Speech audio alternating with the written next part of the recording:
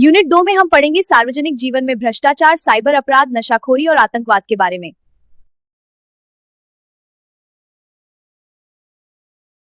भी सोचा है कि भारत में हर साल लाखों लोग शराब की लत के शिकार क्यों हो जाते हैं? देखिए, ये सिर्फ किसी एक इंसान की पसंदीगी का मामला नहीं है। ये एक बहुत ही कॉम्प्लेक्स, मतलब एक जटिल सामाजिक, आर्थिक और स्वास्थ्य से जुड़ी समस्या है, जिसकी जड़ें बहुत गहरी हैं। आज हम इसी की परतों को खोलकर देखेंगे कि भारत में शराब की लत की इस बड़ी समस्या के पीछे क्या-क्या वजह हैं। तो सबसे बड़ा सवाल यही उठता है, आखिर भारत में लोग शराब पीते क्यों हैं? सुनने में तो ये बहुत सीधा सा सवाल लगता है ना? लेकिन इसका जवाब किसी एक व्यक्ति में नहीं, बल्कि उसके माहौल और हमारे समाज की बनावट में बहुत गहराई से छिपा हुआ है। जी हाँ, इसका जवाब किसी एक इंसान में नहीं है, बल्कि हमारे समाज के पूरे ताने बाने में बुना हुआ है। ये किसी एक व्यक्ति की नाकामी नहीं है।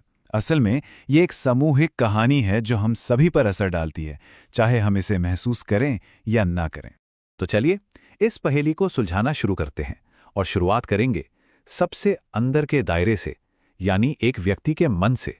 उन निजी मनोवैज्ञानिक लड़ाइयों पर ध्यान देंगे जो अक्सर शराब की लत की तरफ पहला कदम होती हैं। देखिए, अक्सर सतह के नीचे ना एक तूफान चल रहा होता है, मानसिक तनाव का, गहरी निराशा का, फेल होने के डर का। और जब इन भावनाओं से लड़ने का कोई सही रास्ता नहीं मिलता, तो शराब एक आसान लेकिन बहुत ही टेम्पररी सहारा लगने लगती है। ये दर्द को कुछ देर के लिए भुलाने का एक तरीका बन जाता है। लेकिन बात सिर्फ अंदरूनी संघर्ष की तो नहीं है, है ना? किसी इंसान के सबसे करीबी लोग, यानी उसका परिवार और दोस्त, उनका क्या? जैसा कि हम आगे देखेंगे, उनका असर बहुत बहुत गहरा हो सकता है। यहाँ पर ना दो बहुत बड़ी ताकतें एक साथ काम करती हैं। एक तरफ है घर का माहौल। अगर घर में शराब पीना बहुत आम बात हो, तो ये आदत खतरनाक रूप से नॉर्मल लगने लगती है। और दूसरी तरफ है दोस्तों का दबाव। ग्रुप में फिट होने की चाहत कई बार एक खतरनाक रास्ते पर पहला कदम बन जाती है। चलिए, आप जरा और जूम आउट करते हैं, किसी व्यक्ति के करीबी दायरे से बाहर निकलकर देखते हैं कि बड़े पैमाने पर हमारा समाज और हमारी संस्कृति शराब के प्रति हमारे नजरिए को कैसे शेप देते हैं। हमारी जो मॉडर्न लाइफस्टाइल है, वो शराब के लिए एक तरह से जमीन तैयार करती है। पार्टियों में से स्टेटस सिंबल के तरह देखा जाता है। तेजी से होता शहरीकरण हमें अकेला कर सकता है, और काम के उस कभी ना खत्म होने वाले स्ट्रेस को तो भूल ही नहीं सकते, जो कई लोगों को राहत की तलाश में धकेलता है। पता है, समाजशास्त्र में इस हालत के लिए एक शब्द है, अनोमी। ये शब्द समाजशास्त्री एमिल दुर्खीम ने दिया था। इसका मतलब है वो एहसास जब समाज के नियम धुंधले पड़ जाते हैं और हम खोया हुआ महसूस करते हैं। सोचिए, कोई अपने छोटे शहर से एक बड़े गुमनाम शहर में आता है। वो अकेलापन और दिशाहीनता उन्हें शराब जैसे बर्ताव की ओर धकेल सकती है।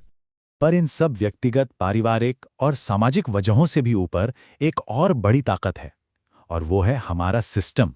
एक ऐसा सिस्टम जो शराब की खपत को सिर्फ मुमकिन ही नहीं बनाता, बल्कि कभी-कभी तो इसे बढ़ावा भी देता है। एक कड़वी सच्चाई ये है कि शराब राज्य सरकारों के लिए कमाई का एक बहुत बड़ा जरिया है। उन्हें शराब पर लगने वाले टैक्स, यानी एक्साइज ड्यूटी से भारी भरकम रेवेन्यू मिलता है, और शायद यही वजह है कि सरकारें अक्सर इस पर पूरी तरह से रोक लगाने से हिचकिचाती हैं। भारत में शराब के डायरेक्ट विज्ञापन पर तो बैन है, लेकिन कंपनियों ने एक बहुत ही चालाक तरीका निकाल लिया है, सरोगेट एडवर्टाइजिंग। इसमें होता यह है कि वो सोडा या म्यूजिक सीडी जैसे प्रोडक्ट्स का प्रचार करते हैं, लेकिन ब्रांड का नाम और लोगो वही रखते हैं जो उनके अल्कोहल प्रोडक्ट का है। ये लोगों की नज़रों में अपनी शराब को बनाए रखने का एक बहुत ही सटल लेकिन पावरफुल तरीका है। इस पूरी समस्या को और भी उलझा देते हैं हमारे कानून। मतलब पूरे देश में एक जैसे नियम ही नहीं है। कहीं शराब पर पाबंदी है, तो कहीं ये खुलेआम मिलती है। और इसके साथ साथ अवैध शराब की आसान उपलब्धता इस पर लगाम लगाने की कोशिशों को बहुत मुश्किल बना देती है। तो जब हम इन सारे धागों को मनोवैज्ञानिक, सामाजिक और सिस्टमिक, इन सबको एक साथ जोड़कर देखते हैं, तो आखिर तस्वीर क्या बनती है? ये कोई बस एक आदत नहीं है, इसके नतीजे बहुत भयानक हैं। वर्ल्ड हेल्थ ऑर्गेनाइजेशन हमें एक गंभीर चेतावनी देता है। भारत में शराब से जुड़ी स्वास्थ्य समस्याएं, जानलेवा सड़क हादसे, घरेलू हिंसा और अपराध, ये सब खतरनाक दर से बढ़ रहे हैं। तो अब यह साफ है कि भारत में शराब की लत का कोई एक सीधा साधा कारण नहीं है। यह एक बहुत ही पेचीदा जाल है जिसके धागे एक व्यक्ति के मन से लेकर देश की अर्थव्यवस्था तक फैले हुए हैं और हर धागा दूसरे को और भी मजबूत करता है। तो ये सब देखकर एक बहुत बड़ा सवाल मन में उठता है कि जब वजहें इतनी सारी हैं और एक दूसरे में इतनी उलझी हुई हैं, तो फिर इसका हल ढूंढना शुरू कहां से किया। आज हम एक ऐसे विषय की गहराई में उतरेंगे जिसके बारे में हम सब ने सुना तो बहुत है, लेकिन शायद पूरी तरह से समझा नहीं है। आतंकवाद। ये सिर्फ हिंसा की कोई एक घटना नहीं होती। ये एक बहुत ही उलझा हुआ जाल है जिसके कई चेहरे हैं, कई वजहें हैं और इसके नतीजे भी बहुत भयानक होते हैं। तो चलिए आज मिलकर इस पूरी तस्वीर को समझने की कोशिश करते हैं। तो देखिए, आज की हमारी चर्चा का रोड मैप क्या है। हम शुरुआत करेंगे ये समझने से कि आखिर आतंकवाद कहते किसे हैं। फिर हम देखेंगे कि ये कितने अलग अलग तरह का होता है। इसके बाद हम उन वजहों को जानेंगे जिनकी वजह से ये पनपता है और इसके क्या नतीजे निकलते हैं। हम खास तौर पर भारत पर इसके असर को भी देखेंगे और आखिर में हम इस पर भी बात करेंगे कि इससे लड़ा कैसे जा सकता है और क्यों इसे सिर्फ एक अपराध नहीं बल्कि एक सामाजिक और राजनीतिक समस्या के तौर पर देखना जरूरी है। तो चलिए सबसे पहले और सबसे बुनियादी सवाल से शुरू करते हैं। किसी भी समस्या से लड़ने के लिए पहले उसे ठीक से पहचानना और परिभाषित करना बहुत जरूरी होता है।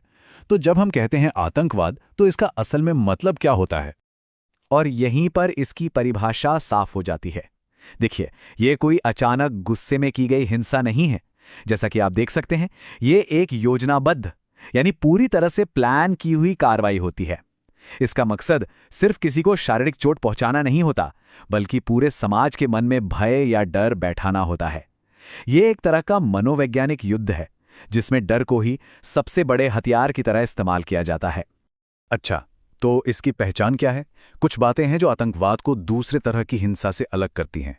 सबसे पहली बात, इसका मुख्य उद्देश्य ही डर और दहशत का माहौल बनाना होता है। दूसरी बात, इसके पीछे हमेशा कोई ना कोई राजनीतिक या धार्मिक मकसद छिपा होता है।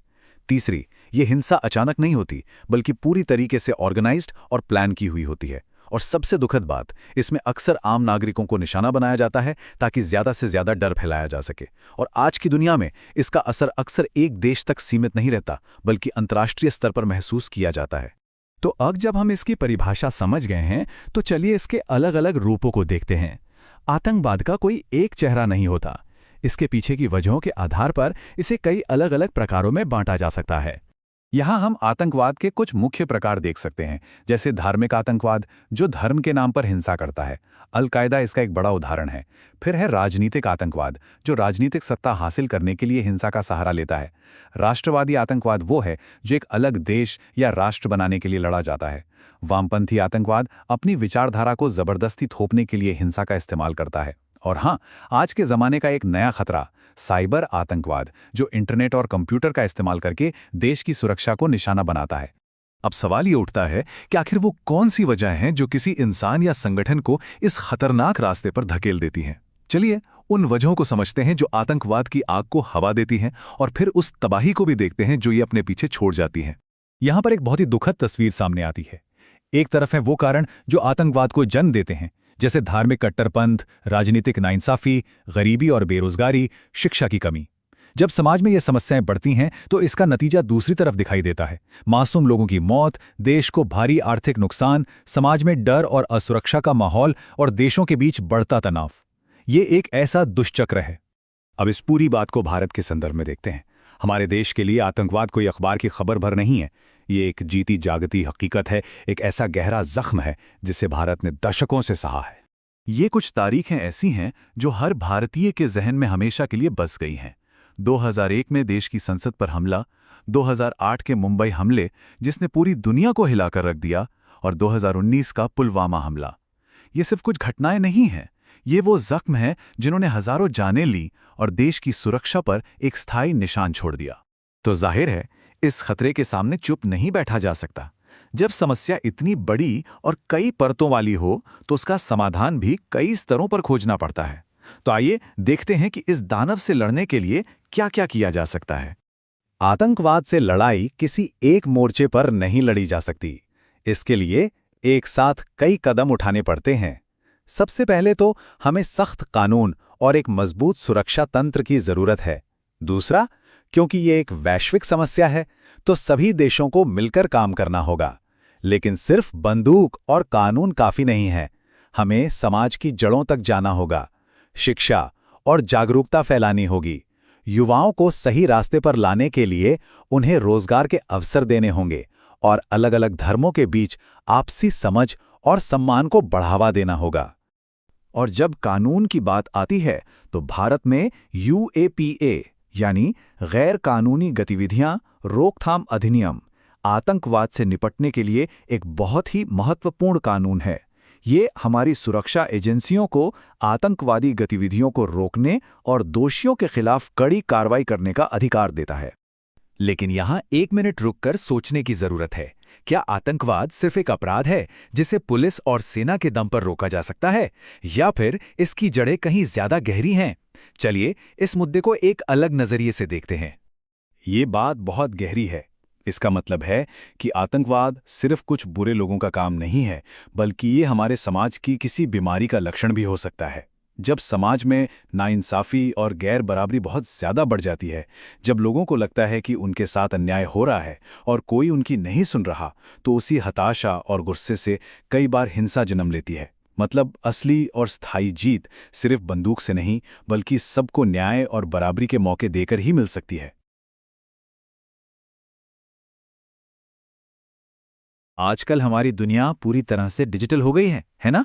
शॉपिंग हो, बैंकिंग हो या फिर दोस्तों से बात करना, सब कुछ बस एक क्लिक पर होता है। पर कभी सोचा है क्या कि इस आसानी के साथ कुछ छुपे हुए खतरे भी आते हैं? तो आज हम इन्हीं खतरों को, यानी साइबर क्राइम की इस उलझी हुई दुनिया को एक एक करके समझेंगे। तो चलिए देखते हैं कि आज हम क्या क्या जानने वाले हैं। सबसे पहले समझेंगे कि साइबर क्राइम आखिर है क्या, फिर देखेंगे कि ये कितने तरीकों से हमारे सामने आता है और इसके पीछे की असली वजह क्या है, और आखिर में हम इससे बचने के उपायों पर भी बात करेंगे और ये भी समझेंगे कि समाज पर इसका इतना गहरा असर क्यों पड़ रहा है। तो चलिए शुरू करते हैं सबसे पहली और सबसे ज़रूरी चीज़ से, इसकी परिभाषा से। देखिए, किसी भी दुश्मन से लड़ने के लिए पहले उसे पहचानना बहुत ज़रूरी होता है। तो सवाल ये उठता है कि साइबर क्राइम असल में है क्या? अगर बिल्कुल सीधे साधे शब्दों में कहूं तो साइबर क्राइम हर वो गैर कानूनी काम है जिसमें कंप्यूटर, मोबाइल या इंटरनेट को एक हथियार की तरह इस्तेमाल किया जाता है। सोचिए, जैसे कोई चोर ताला तोड़ने के लिए औजार इस्तेमाल करता है, ठीक वैसे ही एक साइबर क्रिमिनल धोखाधड़ी, चोरी या धमकी देने के लिए टेक्नोलॉजी का इस्तेमाल करता है। मतलब यहाँ टेक्नोलॉजी ही वो औजार है जिससे क्राइम किया जाता है। अब भारत में इन डिजिटल अपराधों से निपटने के लिए एक खास कानून भी है, और वो है इंफॉर्मेशन टेक्नोलॉजी एक्ट 2000। ये कानून सिर्फ ये नहीं बताता कि क्या जुर्म है, बल्कि उसके लिए सजा क्या होगी ये भी तय करता है। लेकिन साइबर क्राइम का कोई एक चेहरा नहीं है। ये ऑनलाइन खतरों की एक पूरी दुनिया है जिसके कई अलग अलग और बहुत खतरनाक रूप हैं। तो चलिए देखते हैं कि ये कितने अलग अलग तरीकों से सामने आता है।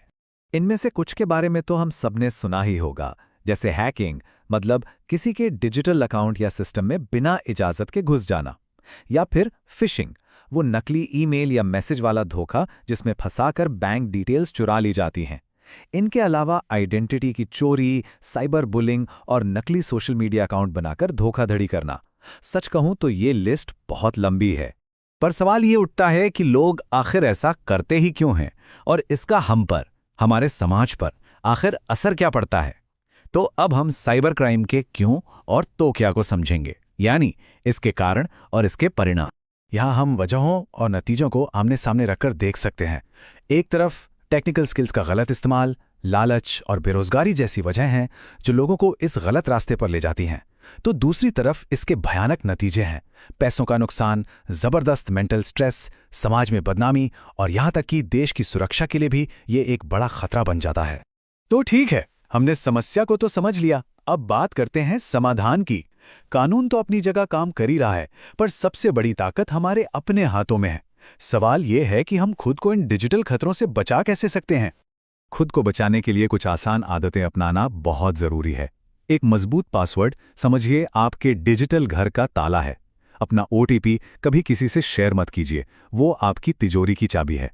किसी भी अनजान लिंक पर क्लिक करना एक अनजान दरवाजे को खोलने जैसा है जहां से खतरा अंदर आ सकता है। और हाँ, अपने डिवाइस का गार्ड यानी एंटीवायरस उसे हमेशा अपडेट रखिए।